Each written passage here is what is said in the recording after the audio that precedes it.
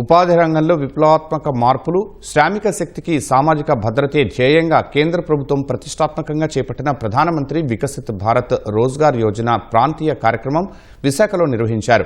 నగరంలోని సాలగ్రామపురం సాగరమాల కన్వెన్షన్ హాల్లో జరిగిన ఈ ప్రాంతీయ సదస్సుకు విశాఖ ఎంపీ శ్రీ భరత్, స్థానిక ఎమ్మెల్యే విష్ణుకుమార్ రాజు ముఖ్య అతిథులుగా హాజరయ్యారు.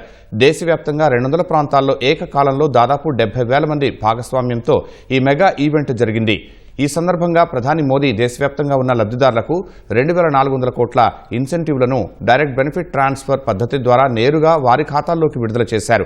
99,446 కోట్ల భారీ బడ్జెట్ కేటాయింపుతో అమలవుతున్న ఈ పథకం ద్వారా దేశవ్యాప్తంగా ఇప్పటికే 15 లక్షల మందికి పైగా యువతకు ఉపాధి మద్దతు లభించిందని ఎంపీ శ్రీభరత్ చెప్పారు. కేంద్ర ప్రభుత్వం తీసుకొచ్చిన ఈ పథకం ఉద్యోగుల జీవితాల్లో వెలుగులు నింపుతుందని ఎమ్మెల్యే విష్ణుకుమార్ రాజు చెప్పారు.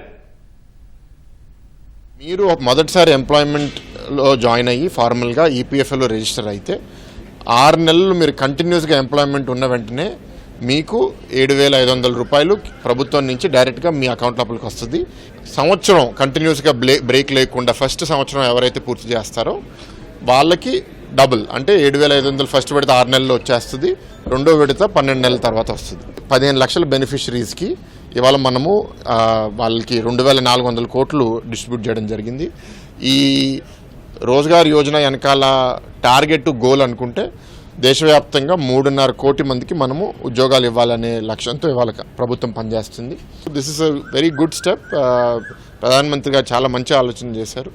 తద్వారా ఏంటంటే మన సమాజంలో ఎక్కువ మంది ప్రొడక్టివ్ వర్క్ ఫోర్స్గా అయ్యి ఇంకా బాగా ఎదిగితే మన దేశ అభివృద్ధి అంటే వికసిత్ భారత్ 2047కి మనం సాధిద్దాం అనుకుంటున్నామో అది మనం ఖచ్చితంగా సాధించి తీరుతాం.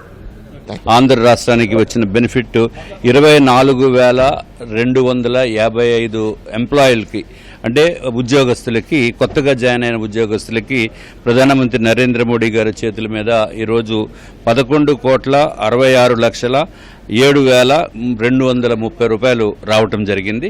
ఇదొక్కటే కాకుండా ఎవరైతే ఎంప్లాయ్మెంట్ జనరేట్ చేసి ఎంప్లాయ్మెంట్